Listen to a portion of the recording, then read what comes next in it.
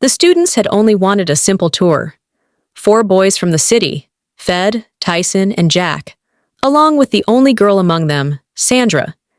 Their tour guide warned them to be careful, for this village was no ordinary place. "Do not offend them," he said. "No one who does goes free." The boys laughed it off. But Sandra, she felt something uneasy in her spirit. When they arrived, the village welcomed them warmly.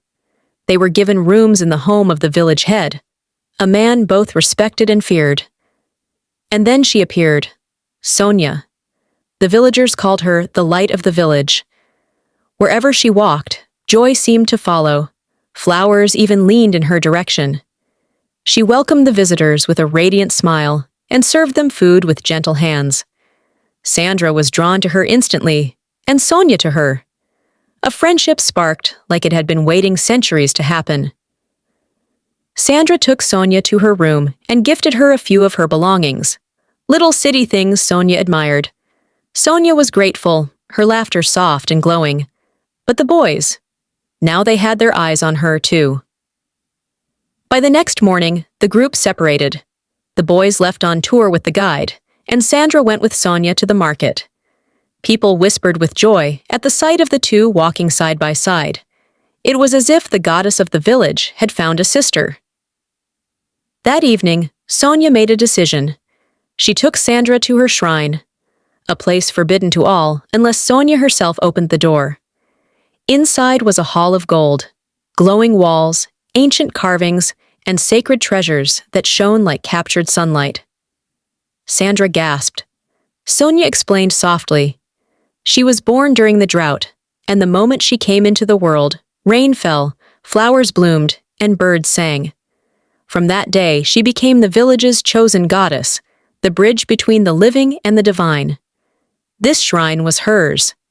Trusting Sandra fully, she asked her to keep it secret. And Sandra promised.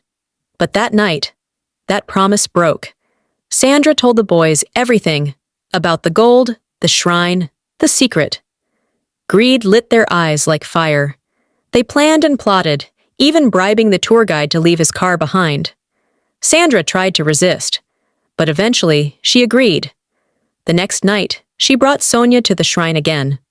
Sonia opened the door with her magic, innocent, trusting. Jack rushed in and struck her down. Sandra screamed, but it was too late.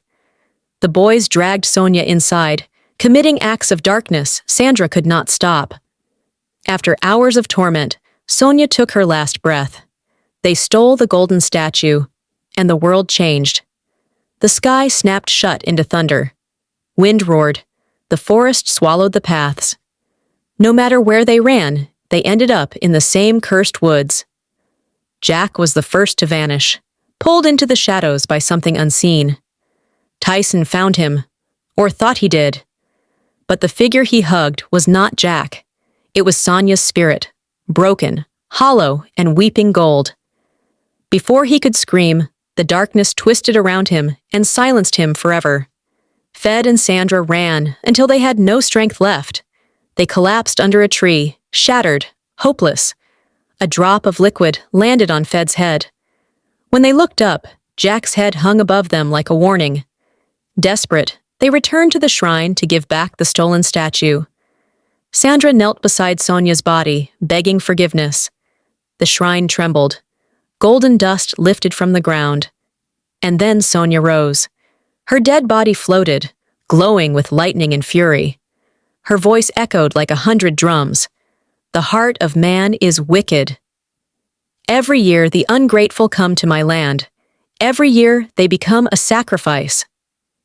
This year you were chosen. She pointed to a glowing doorway, a path back to the city, but only one could pass. Fed made the choice. He pushed Sandra through the portal as she cried for him, and then the door slammed shut forever. Sandra fell onto a street, cold, alone, still wearing the same clothes. But 10 years had passed. Her family, shocked, told her that her friends had all died in a car crash a decade ago. Except her, she had been missing ever since. Sandra explained everything. They didn't understand. They couldn't. Until today, the mystery remains. Did the village ever exist? Did she enter another realm? Was Sonia human, or something far older? No one knows for certain, but Sandra does. And sometimes, late at night, she still hears Sonia's voice in the wind.